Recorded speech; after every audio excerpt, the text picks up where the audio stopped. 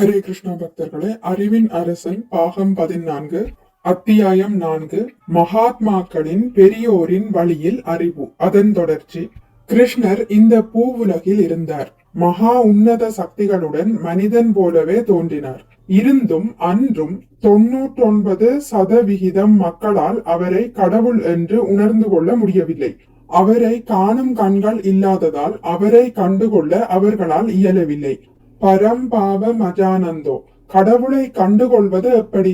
உயர் இயற்கை சக்திகளால், அதிகாரிகளின் ஆதாரங்களால், சாஸ்திரங்களின் ஆதாரங்களால் அவரை கண்டுகொள்ளலாம். கிருஷ்ணரை பொறுத்தவரை அவரை ஒவ்வொரு வேத வல்லுநரும் கடவுளாக ஏற்றுக்கொண்டிருக்கின்றனர்.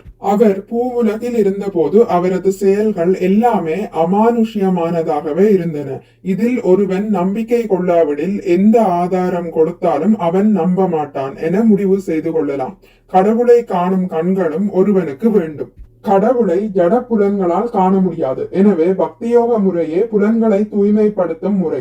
இவ்வாறு செய்வதாலேயே கடவுள் என்பது யார், என்னவென்பதை கண்டுகொள்ள இயலும். நமக்கு பேசும் சக்தி, கேட்கும் சக்தி, தொடும் சக்தி, சுவைக்கும் சக்தி இவை இருக்கின்றன. ஆனால் இப்புலன்கள் மழுங்கி இருந்தால் கடவுளை புரிந்து கொள்ள முடியாது.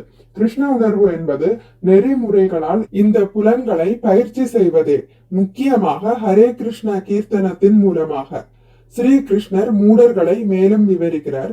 மோகாஷா மோக கர்மாணோ மோகஞான விசேதசஹ ராக்ஷசீம் ஆசூரீம் சைவ பிரகிருதிம் மோகினீம் ஸ்ரிதாம். இவ்வாறு மயக்கமுற்றவர்கள் அசுரத்தனமான நாஸ்திக கொள்கைகளால் கவரப்படுகிறார்கள். அந்த குழப்ப நிலையில் முக்திக்கான அவரது நம்பிக்கைகள், அவரது பலநோக்கு செயல்கள், அவரது அறிவு பண்பாடுகள் எல்லாமே தோற்கடிக்கப்படுகின்றன. பகவத்கீதை 9.12. மோகாச என்ற சொல் நாஸ்திகரது மனக்கோட்டைகள் எல்லாம் வீணாகும் என்பதை குறிக்கின்றது. கர்மிகள் அல்லது பலன் நோக்கி செயல்படுவோர் எப்போதுமே தங்களது புலன் நுகர்வின் தரத்தை உயர்த்தும் ஏதோ ஒன்றிற்காக இயங்குகின்றனர். அவர்கள் எங்கு சென்றடைவார்கள் என்பதற்கு ஒரு கணக்கும் இல்லை. தங்களது வங்கி இருப்பை பெருக்க முயன்று ஏதோ ஒரு நிலையில் மகிழ்ச்சியை அடைய போவதாக எண்ணுகின்றனர். ஆனால் அந்த நிலை வருவதே இல்லை. ஏனெனில் திருப்தியின் உயர்நிலையை அவர்கள் அறியாதவர்களாக இருக்கின்றனர். மயக்க சக்தியான மாயையின் கவர்ச்சியால் மோகப்பட்டவர்களால் வாழ்வின் இறுதி நோக்கத்தை புரிந்து கொள்ள முடியாது. மோக கர்மன என்ற சொல் அவர்கள் கடினமாக உழைக்கின்றனரே ஆயினும் இறுதியில் ஏமாற்றத்தையே சந்திப்பார்கள் என்பதை காட்டுகின்றது. கிருஷ்ண உணர்வில் நிலை பெற்றாலன்றி நம் முயற்சிகள் எல்லாம் இறுதியில் முறியடிக்கப்படும். இது ஒரு சாதாரண மனிதனின் முடிவல்ல, ஸ்ரீ கிருஷ்ணர் தாமே கூறும் முடிவு. நாம் அறிவை தேடுபவராயின் கிருஷ்ணர் கடவுள் அல்லவா என்பதை கண்டுபிடிக்க ஆராய்ச்சி செய்ய வேண்டும். ஒரு நோக்கம் இல்லாத வரையில் ஆயிரக்கணக்கான வருடங்களுக்காயினும் செய்யும் மனக்கற்பனையால் என்ன பயன்?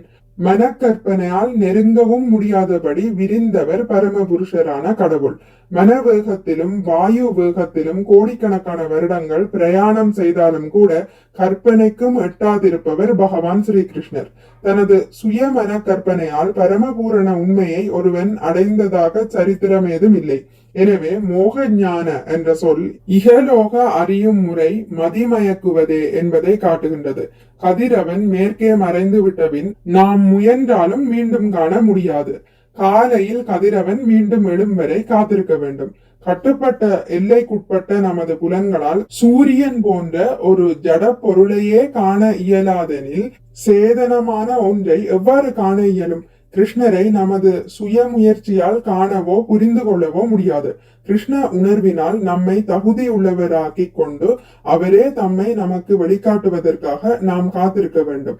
தேஷாம் சதத யுக்தானாம் பஜதாம் பிரிதி பூர்வகம் ததாமி புக்தி யோகம் தம் ஏன மாம் உபயாந்திதே.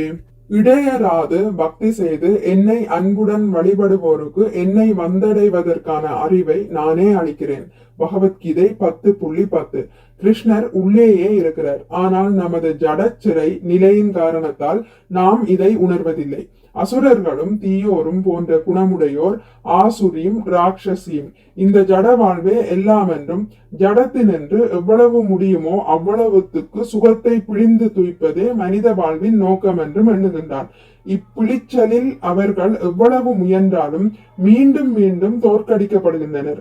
ஜட இயற்கையை சாரெடுக்க முயல்வது உண்மை சுகங்காணும் முறையல்ல. நாம் உண்மை சுகத்தை தேடுவோராயின் கிருஷ்ண உணர்வை ஏற்க வேண்டும். ஜட உலகின் இன்பங்களுக்கெல்லாம் ஒரு ஆரம்பமும் முடிவும் உண்டு.